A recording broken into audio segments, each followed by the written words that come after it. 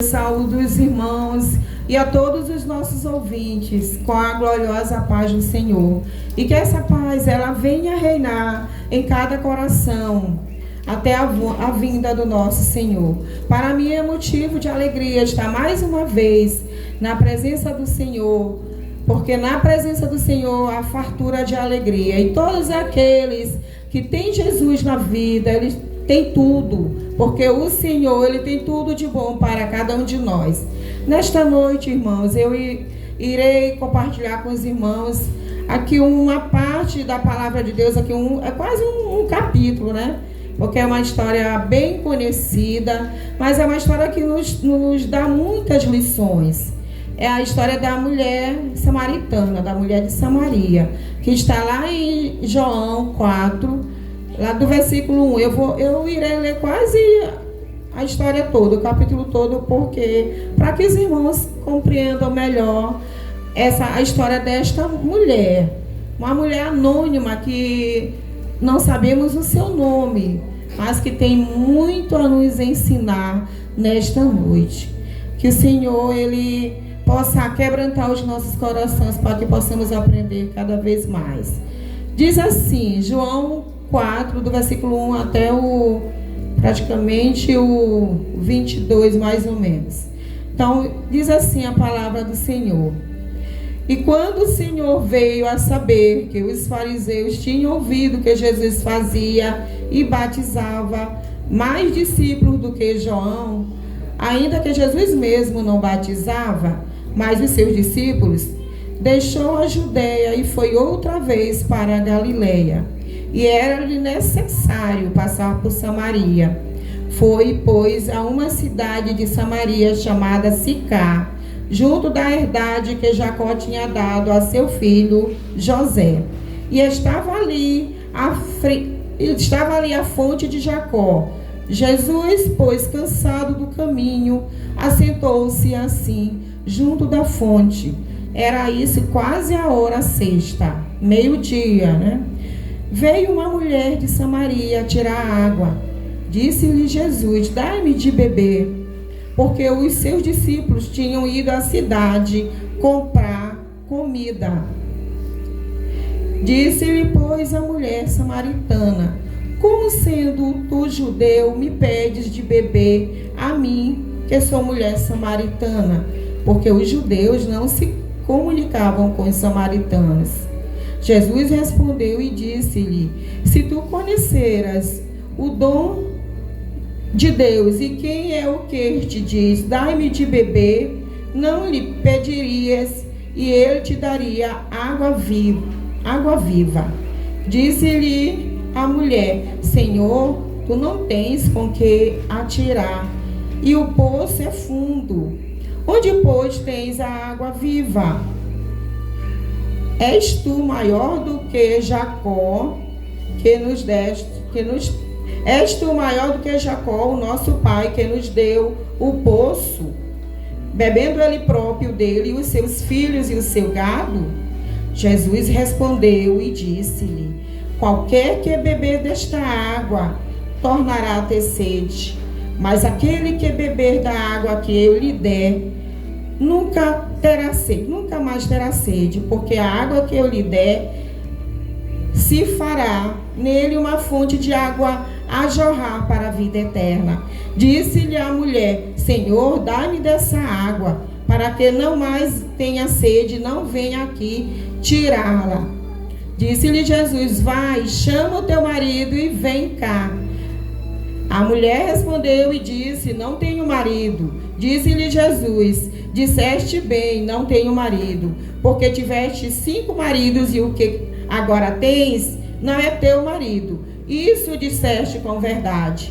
Disse-lhe a mulher, Senhor, vejo que és profeta. Nossos pais adoraram neste monte, e vós dizeis que é em Jerusalém o lugar onde se deve adorar. Disse-lhe Jesus, mulher, crê-me que a hora vem em que nem neste monte, nem em Jerusalém adorareis o Pai. Vós adorais o que não sabeis, nós adoramos o que sabemos, porque a salvação vem dos judeus. Mas a hora vem, agora é em que os verdadeiros adoradores adorarão o Pai em espírito e em verdade, porque o Pai procura tais que assim o adorem. Deus é espírito, importa que os que o adorem em espírito e em verdade. A mulher disse-lhe: eu sei que o Messias, que se chama o Cristo, vem, e quando ele vier, nos anunciará tudo. Jesus disse-lhe: eu sou, eu que falo contigo. E nisso vieram seus discípulos e maravilharam-se de que estivesse falando com uma mulher. Todavia nenhum lhe disse: que perguntas ou por que falas com ela? Deixou, pois, a mulher o seu cântaro e foi à cidade e disse àqueles homens: vinde e vede o homem por qualquer outra estrada. Tinha outros caminhos. Mas ele resolveu passar por Samaria, que era um caminho mais difícil para ele ir. Mas por que ele resolveu ir para lá? Porque ele tinha marcado um encontro com aquela mulher. Ele sabia que ela iria buscar água naquele horário. E ele queria encontrá-la, porque ele tinha planos para a vida daquela mulher. Ele tinha um propósito. Todos nós, quando aceitamos Jesus, que estávamos lá no lamaçal de pecado, que ele nos tirou e nos colocou numa rocha, que a rocha é ele mesmo, o próprio Jesus, ele nos deu um novo propósito na nossa vida. Assim como ele fez conosco e fez na vida daquela mulher, ele também está chamando a todos aqueles que o buscam, aqueles que querem que ele venha habitar na sua presença, na sua vida. E aquela mulher, quando chegou ali para encher a sua água, que encontrou Jesus e que ele lhe pediu água, ela ficou até surpresa. Até porque o horário que ela foi buscar água era um inapropriado, né? Porque quem é que vai buscar água meio-dia? Eu me lembro que aqui, quando nós chegamos aqui em Porto Rico, a gente ia buscar água aqui nos poços, porque tudo se fazia, tinha que pegar água de poço. Não tinha água encanada, era a maior dificuldade. Mas eu não me lembro de ninguém ter ido buscar água meio-dia. Às vezes a gente ia buscar por causa sujava, né, rapidinho a água, e quem chegasse primeiro pegava a água limpa. Quem deixasse para ir na hora do dia, aí a água já era suja. Mas aquela mulher, a questão dela não era essa. A questão dela, porque ela era uma mulher discriminada daquela sociedade. Primeiramente, porque ela era uma mulher samaritana. Não se dava bem com as outras mulheres por causa da vida que ela tinha. Ela tinha uma vida toda desregulada.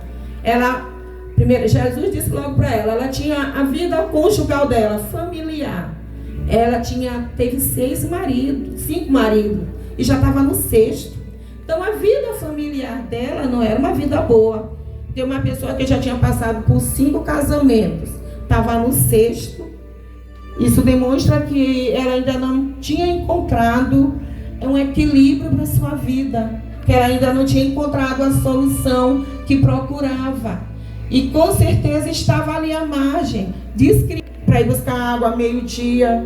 Então, os samaritanos, aquela questão histórica, aquela questão étnica, que os samaritanos não se davam bem com os judeus, que eles se achavam melhores do que eles.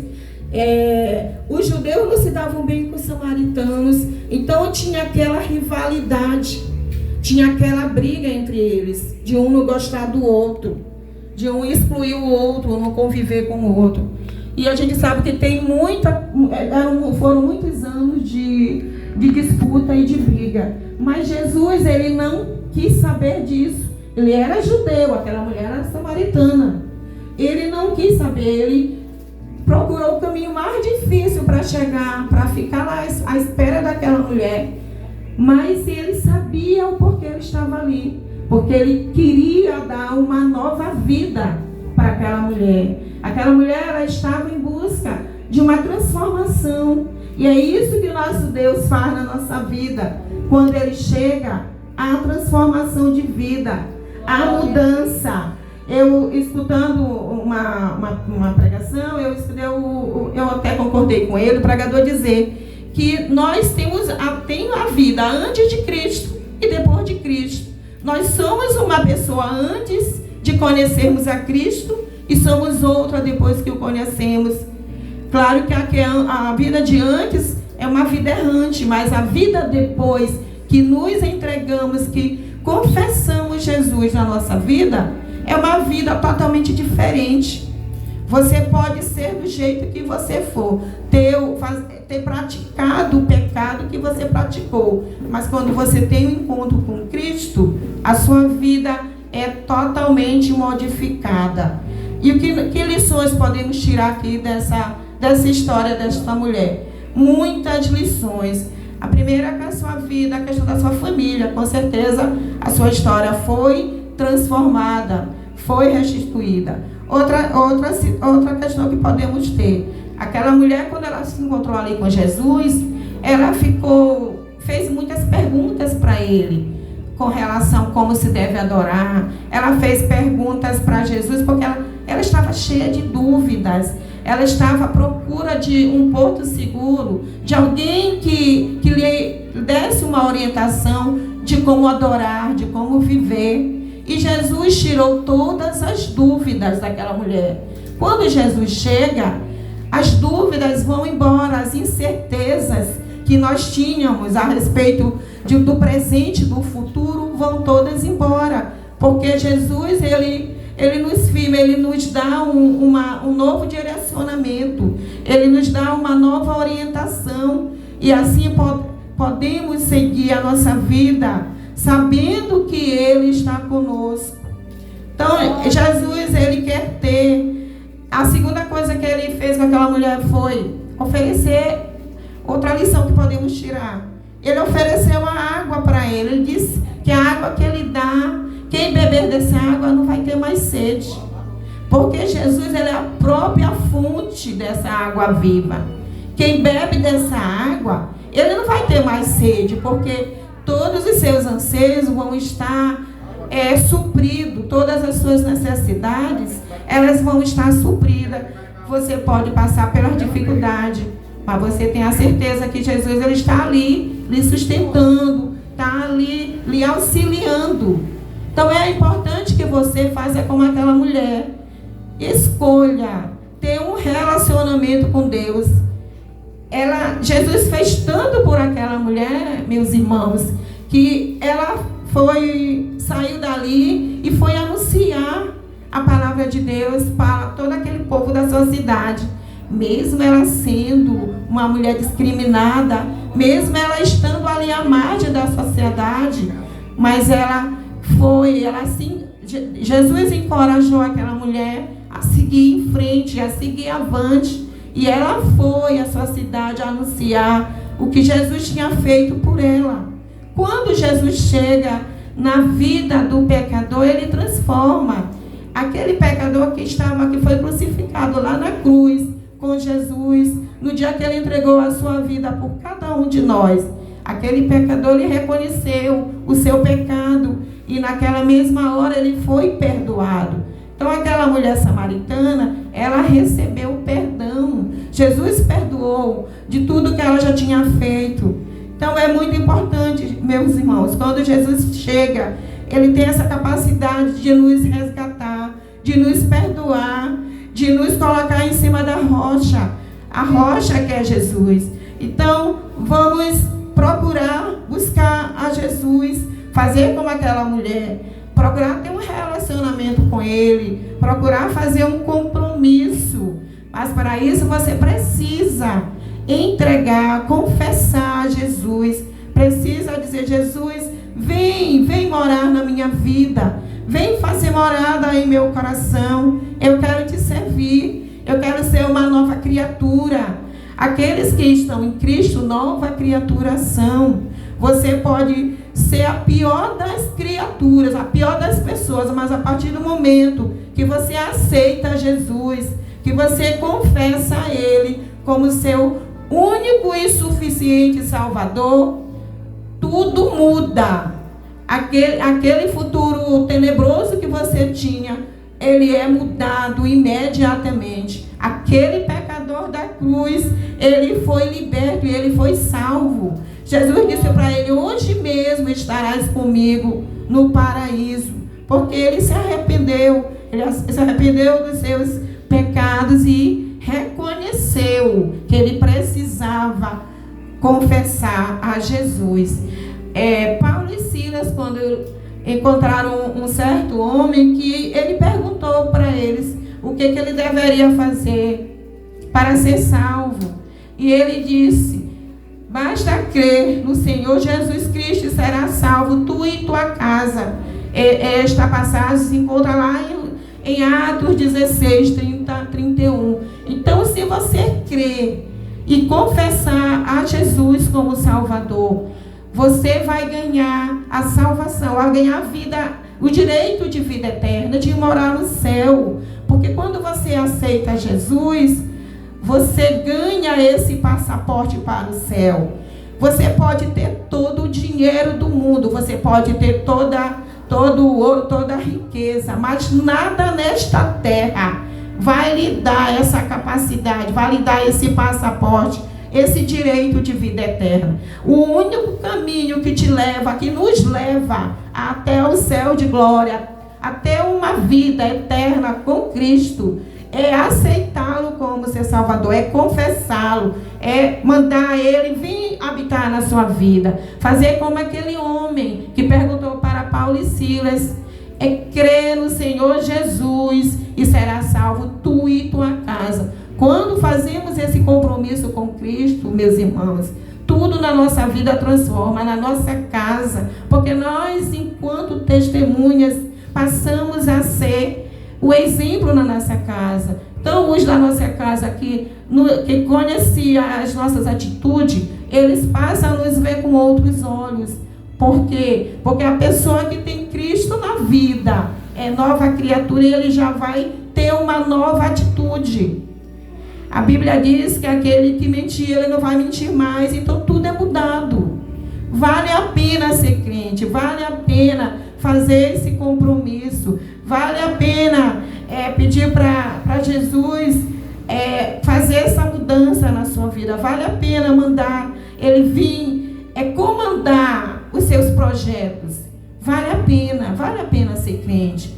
Então não deixe para amanhã, não deixe para você primeiro viver a sua vida, primeiro vai estudar, primeiro vai se formar, primeiro vai casar, para poder chegar na velhice e achar que você vai ter tempo para fazer uma decisão.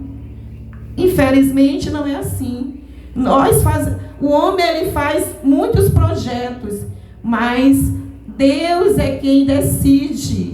Deus é quem vai dizer como é que vai ser, porque o dia de amanhã não nos pertence.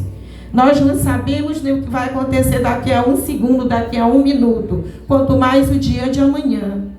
Então você que está a ouvir esta palavra, faça como aquela mulher, aceite a Jesus, busque Jesus, faça um compromisso com Ele, peça perdão das suas falhas, das suas fraquezas. A Bíblia diz que todos pecaram e foram destituídos da presença de Deus. Mas Jesus, ele veio ao mundo, ele morreu lá na cruz, ele ressuscitou ao 3º dia. Ele fez tudo isso por amor a cada um de nós, porque ele tem o maior amor. O seu amor é imensurável. Deus enviou o seu Filho amado a este mundo, para que todos aqueles que nele creem não pereçam, mas tenham a vida. A sua palavra diz: conhecereis a verdade e a verdade vos libertará. Você quer ser liberto? Você quer estar firmado na rocha? Pois venha para Jesus, faça esse compromisso. Venha enquanto Ele te chama, enquanto Ele está aqui te chamando, enquanto há tempo. Jesus, Ele está às portas, Ele está voltando. Então não pense que você tem uma vida toda para escolher fazer a vontade de Deus. Só existem 2 caminhos: o que leva para a vida eterna com Cristo e o que leva para o outro, para o submundo, para o inferno. Cabe a você escolher qual é o caminho que você quer trilhar. As escolhas estão. Deus nos deu o livre-arbítrio. Ele deu o livre-arbítrio para Adão lá no Jardim do Éden, para escolher fazer a vontade de Deus. Mas naquele momento ele escolheu não fazer a vontade de Deus. Mas não faça como ele. Seja sensato, seja como o homem prudente, seja como o homem sábio, aquele que edificou a sua casa sobre a rocha. Faça isso, que você tem tudo de bom na sua vida, que tudo de bom Deus tem para cada um de nós. Mesmo que a tribulação venha, mas o Senhor, Ele está ali nos sustentando, porque a palavra de Deus diz que o mundo jaz no maligno. Quantas distrações o mundo tem? O mundo, a porta que conduz à perdição, ela é imensa.